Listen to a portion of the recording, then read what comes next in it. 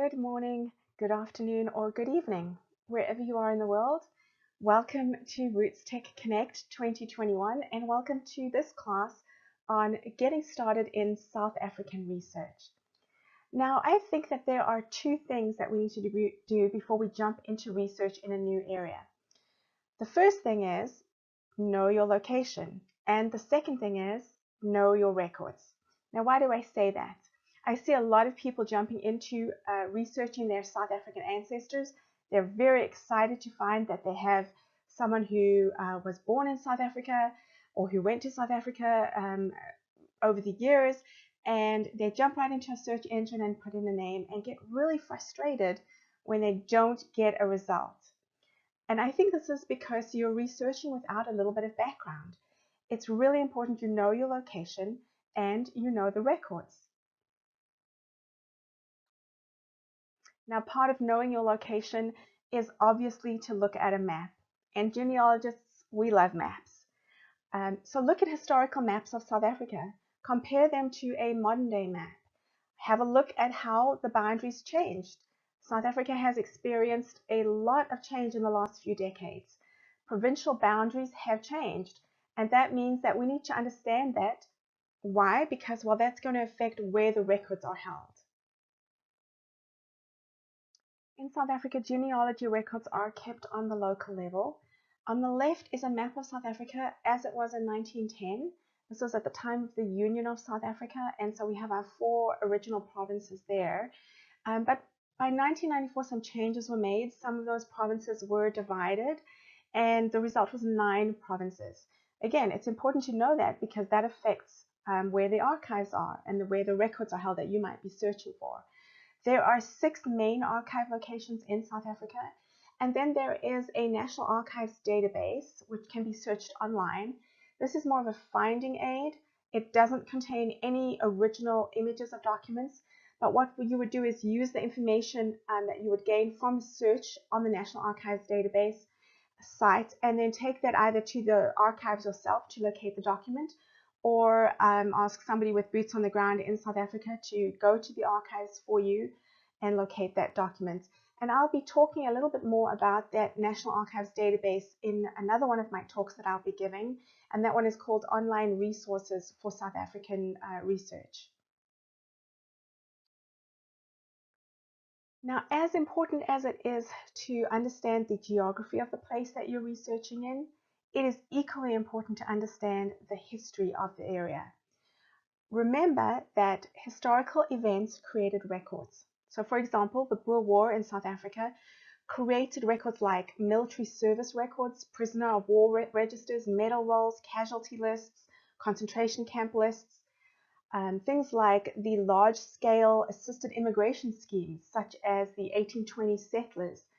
Those, again, created a lot of genealogically rich material for us to sort through.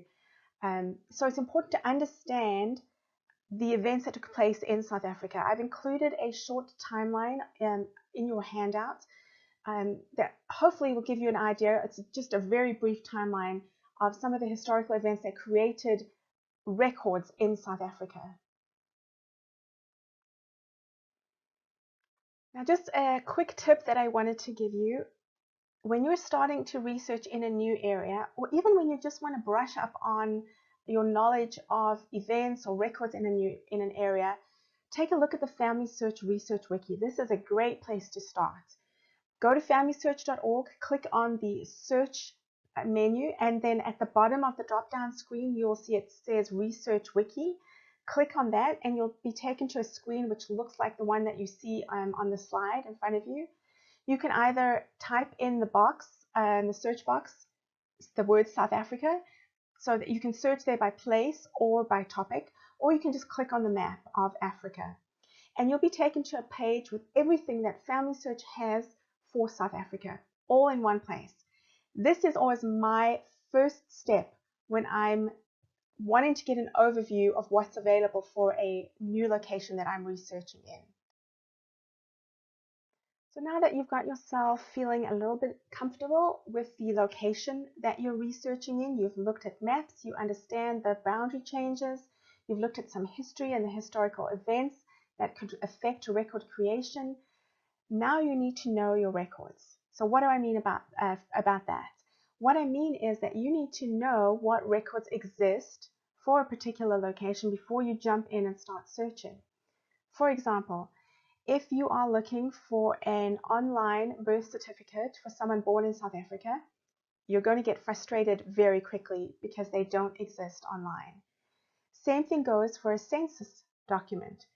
A lot of people who are used to working with census documents and tracking their family through the census in that way, I've seen those inquiries. They will look for their family on a census in South Africa and get very frustrated, not realizing that there are no census documents for South Africa.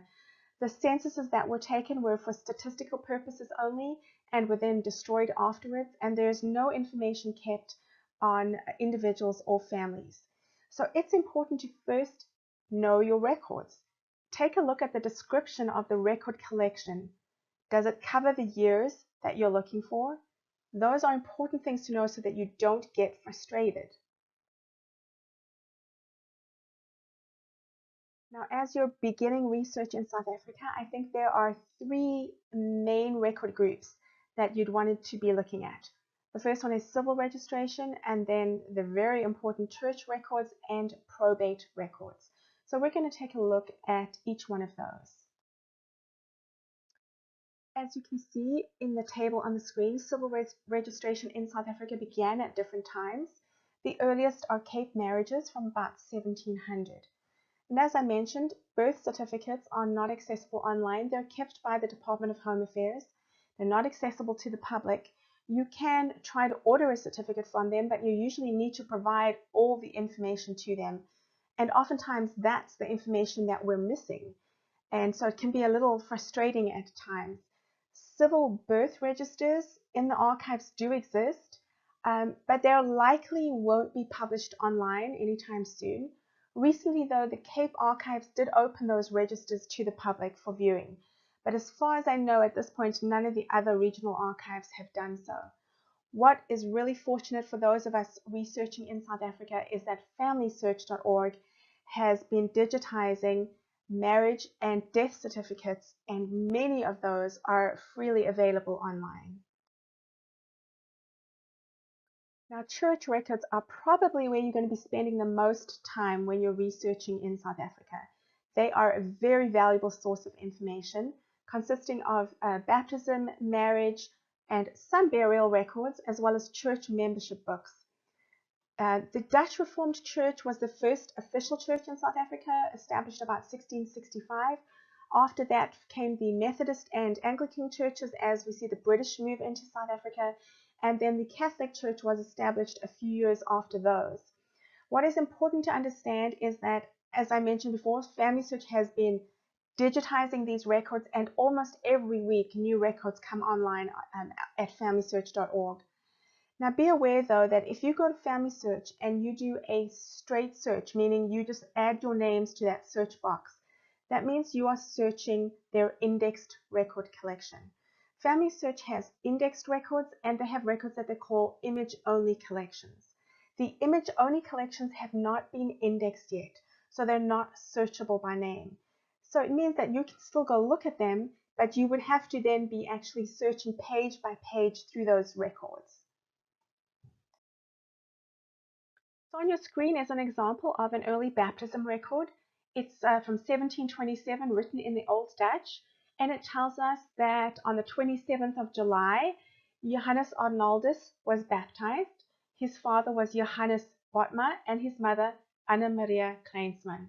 Really wonderful. We get that maiden name in there. We know as genealogists we are always on the look for those maiden names. The witnesses are given, and in South Africa, very often those witnesses are close family members like grandparents or aunts and uncles. And then we can read the names of the witnesses there: Cornelis Hempken and Katharina Kreywagen. So here's another quick tip for you. It is really important to know your ancestors' religion. It is going to direct your search in those church records. Like I mentioned, the Dutch Reformed Church was established about 1665, but don't be caught out thinking that your British ancestors wouldn't appear in these records. The Dutch Reformed Church was the only official church until about 1778. And so many British families would have had their children baptized in the church because there was no other available. So on your screen, you can see an example of an original 1879 marriage register. This is in the Dutch Reformed Church. In fact, it's in that beautiful church that you see on the screen there in Dordrecht, Eastern Cape. Lovely original signatures you can see for Samuel Stevens and his bride, Susan Elizabeth Hine. This is a great example of a handwritten marriage register. Church membership records, these can be very valuable, particularly in the Dutch Reformed Church, where you had to be voted into membership. So when you left an area, then you had to be voted in again in your new parish. So these membership lists can be a really good source of information on our ancestors and their movements. This example comes from a collection of membership records for the Black Dutch Reformed Church of South Africa. And you can see that word highlighted in yellow, Lidmaten, which means membership. And this is the membership register for Standerton in the Transvaal in 1903. And I've enlarged the entry that we're looking at. This is for Elizabeth Muddekaan. You can see her there with the underlined with the purple line. Now she had moved to Leeuwkraal, which shows us that information in the green circle, in May of 1905. It tells us that she went to the Wesley Church, that's in the bottom green circle, so most likely the Wesleyan Church. And it also tells us on the far side of the screen there in the circle that she left zonder attestaat, which means without certificate. Now when someone left one church, they would be given a certificate to show that they were a member in good standing, and then they would provide that to their next pastor or priest. But in this case, a little bit of extra information about Elizabeth is that she left without that particular certificate. Now these membership registers, they are online at FamilySearch, and these are really just a wonderful source for placing an ancestor in a certain place at a certain time. These make for good census substitutes because remember, we don't have census documents in South Africa. So these membership registers become really vital.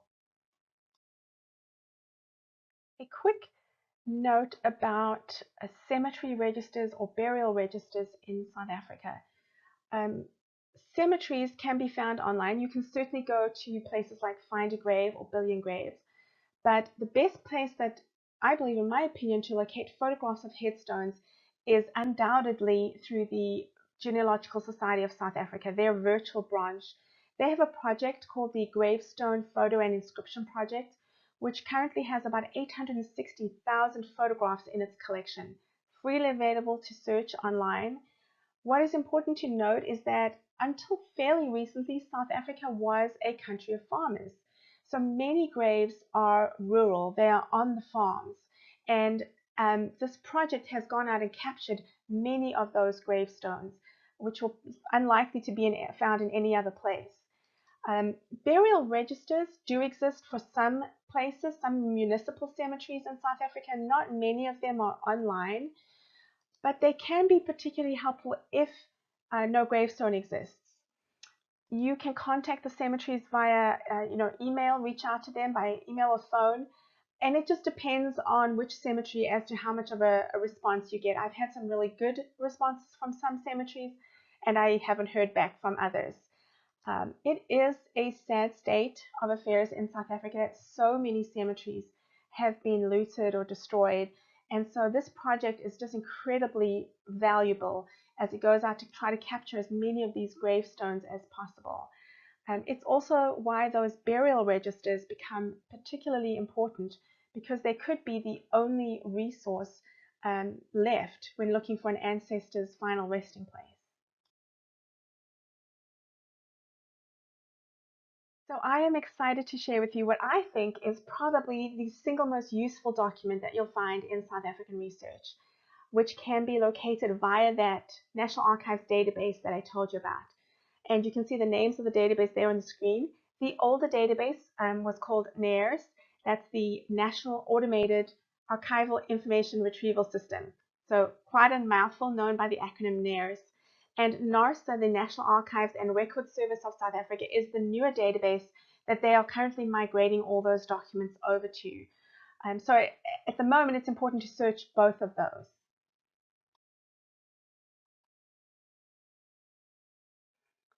Now, I wanted to give a shout out to a genealogist by the name of Matthew Boddie, who has put together this incredibly useful YouTube video on how to use NARS or NARSA together with FamilySearch to locate those original images of documents. These YouTube videos go step by step through the process. It can seem a little daunting at first, but once you've done it a few times, it really does get much easier. So take a look at Matthew Boddie's YouTube channel. He has a lot of other videos on there, all particular to South African research. Really excellent. So worthwhile if you're wanting to become proficient in researching in South Africa. So let me show you an example of a death notice. You can see it there on your screen. This is the death notice for Christina Elizabeth Eberhard, and there's a picture of her. I love to put a picture with a document. It just makes it seem more real to me. This is my great-grandmother, and I've gone ahead and actually enlarged the death notice so that we can look at the incredible amount of information that can be found. So on the screen, you can see the top half of the death notice for Christina. The first thing that you'll notice is that we are given her maiden name, Christina Elizabeth Eberhard, born McIntosh. And right underneath that, we get her birthplace and nationality. She was born in Knysna in the Cape Province, and her nationality was European. Right underneath that, some wonderful information. We get her father's name, William McIntosh, and her mother, Elizabeth McIntosh, with her mother's maiden name, born schoolbred right there. We also get a little bit of information here about William and Elizabeth, that they're both deceased, and both of them lived in their lifetime in Knysna, in the Cape Province. So what this means is that they were not born in Knysna, but they lived for most of their lifetime there, and that is true. Both were born in Scotland, but lived most of their adult life in Knysna. Underneath that, we get the age of the deceased, 85 years and 10 months. So if we didn't have a birth date, we could work out an approximate birth date with that information. We get her designation of occupation, and that is a housewife, pretty standard for those days. In fact, Christina was a pretty astute businesswoman. Her and her husband separated, and she ran a shop, a store, from the front room of her home in order to provide for herself and her children. We get her ordinary place of residence, which was Knysna, and then we get some information on whether she was married, widowed, etc. Tells us that she was married, and then look at this extra information here. She was judicially separated by order of the Supreme Court, and we get the place, Cape Town, and the date. This is great information if you're going to go look for a divorce record. We get a little bit of information about her spouse, or her ex-husband in this case, that his name was George Eberhard, and that he had died previously to her. He died on the 13th of October 1922. Again, look at that information. If we're going to go and search for records on George Eberhard to try to find his death notice, we have a date of death there. We have the place of their marriage, which was Port Elizabeth, and then right underneath that, the day that Christina died, which was the 28th of September 1942, and that she died in her usual place of residence, which was Knysna. Now this is the bottom half of the death notice, where we get the information on any children. Now Christina had 8 children, and all of them are mentioned right here, and the information given for each child is really amazing. For example, first child, Clara, we get her married name. It tells us Clara Page, born Eberhard, and then we get that she was married in community of property, and we get her husband's name, Frederick Charles Page, and their address. Just great information.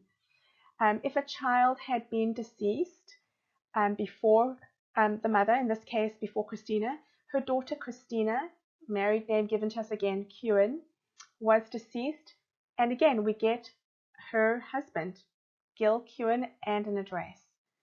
If a child had died as an infant, as in number 5 for George, he died when he was about 2 years old, that information is given too. If a child was widowed, we get that information for Jessie here, Jessie Goss, that she was widow at the time of her mother's death. And last of all, Daisy Eberhard, who had not married, and that information is given to us too. And as we move down the death notice, we get information on any property left and whether a will was left. And last of all, at the bottom here, we get the information on the informant. That's the person who provided all of this information. And in this case, it was Daisy, her youngest child, who was present at the place of death. Now, I hope you can see what pure gold these death notices can be. Now, not every person who died in South Africa would have left an estate. Some people who died without a lot of assets would probably not have an estate file. But I have seen many of these death notices and with this amount of information, so it's not overly rare to find one that's like this. We also have to remember that death notices can be, they can have some errors on them, some mistakes. It's secondary information. So in this case, Daisy was providing all this information. And I just have to give a shout out to Daisy because I went and verified all this information. And every piece of information, the names, the dates, the places, was correct. So Daisy did a really incredible job. But it is important to know that sometimes that there may be children missing or a date may be wrong on that information. Something else that is important to understand, in South Africa there are two types of death records. So this first one is this death notice, but you'll also find something called a form of information of death. Now that one is more like a death certificate. The only information that it will have are things like the place of burial and the cause of death. That information is not found on the death notice. So the death certificate or the form of information of death is much more brief. You wouldn't get all of this information that we've just looked at. So it's really great if you can get both of those records for an ancestor that you're looking at. But if you had to choose, and we really hate to choose, don't we? But I would always go for the death notice because I think you have a better chance of getting a whole lot more information that way.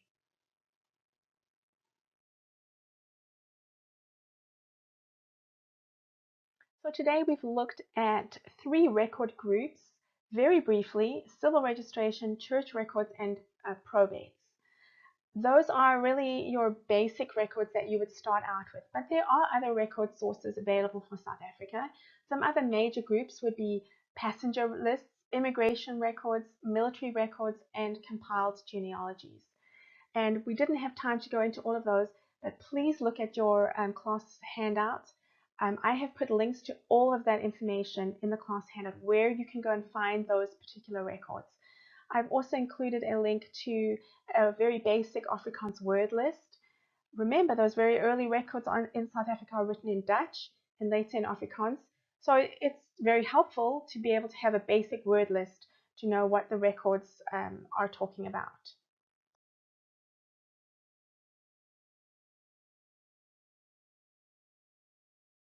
Thank you so much for joining me today.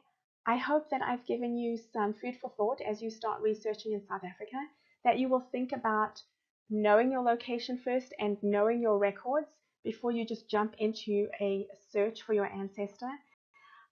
If you have any questions, I can be contacted as you see on the screen there, and I'm happy to answer any questions. Just a shout out to another one of my colleagues, Linda Farrell, who is also speaking on South African research. So go and take a look for her class too. Thanks, everyone.